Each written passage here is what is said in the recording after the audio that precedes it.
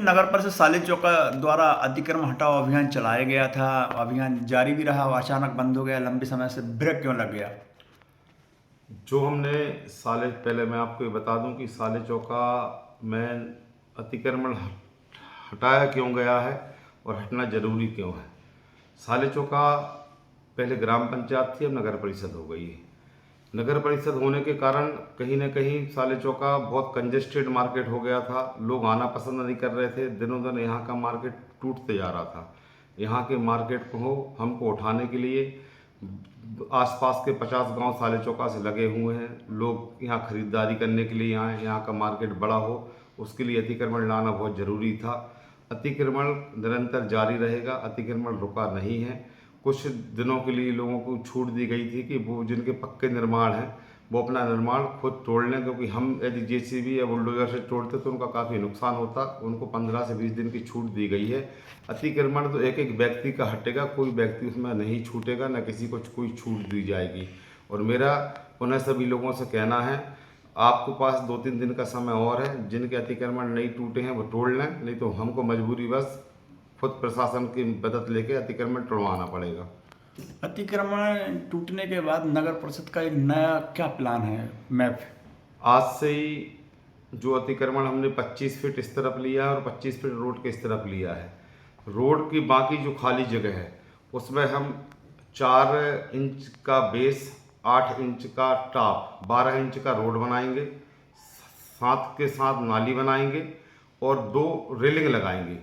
Railing लगाने का मतलब ये है कि यदि रेलिंग के बाहर आप आएंगे तो परिषद पीआईसी में हम एक प्रस्ताव पारित करेंगे, उसमें 500 या 1000 रुपये का जुर्माना आपसे लिया जाएगा। यदि रेलिंग के आप बाहर कोई भी सामान रखते हैं या व्यापार करते हैं तो एक रसीद आपको काट के दी जाएगी।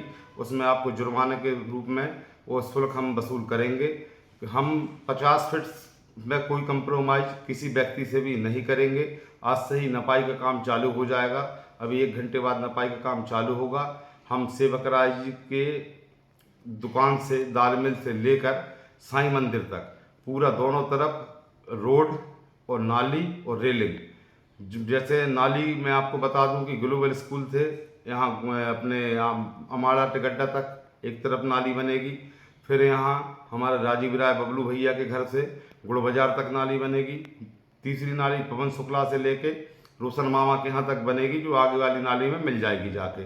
तो एक तरफ नाली पूरी कंप्लीट होगी और उसके साथ साथ रोड बनेगा और रेलिंग भी हम लगाएंगे। रेलिंग पूरी कंप्लीट नहीं लगाएंगे, रेलिंग हम 2 फीट की लगाएंगे, 2 फीट की जगह छोड़ेंगे, फिर 2 फीट लगाएंगे, फिर 2 फीट की जगह छोड़ेंगे।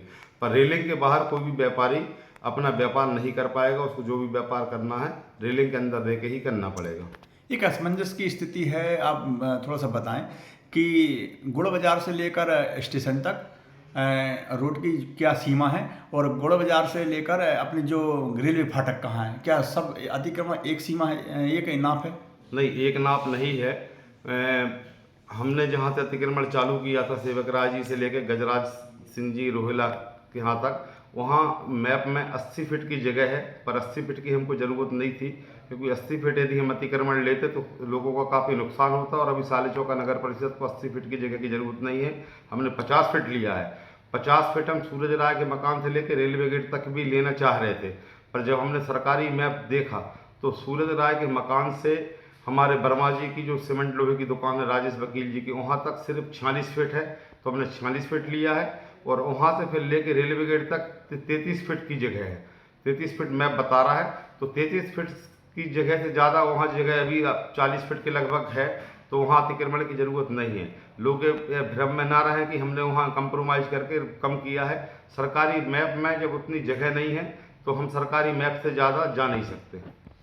अभी वर्तमान में जो जिस जगह से आपके द्वारा अतिक्रमण हटा लिया गया था, अभी कुछ दुकानदार ऐसे हैं कि अपनी दुकानें अभी भी फैलाए हुए हैं, कि उन्हें कब तक ढील दी जाएगी उन लोगों को? जब तक हम वहाँ रोड नहीं बना लेते, रेलिंग नहीं लगा लेते, जब तक तो दुकानदार हम मना करने के बाद ही वो लोग अपने पैर पसार रहे हैं। पर जिस दिन रेलिंग लग जाएगी उस दिन से चालानी कार्रवाई चालू हो जाएगी। नगर की जनता के लिए कुछ संदेश देना चाहते हैं, कोई आगामी योजना के लिए?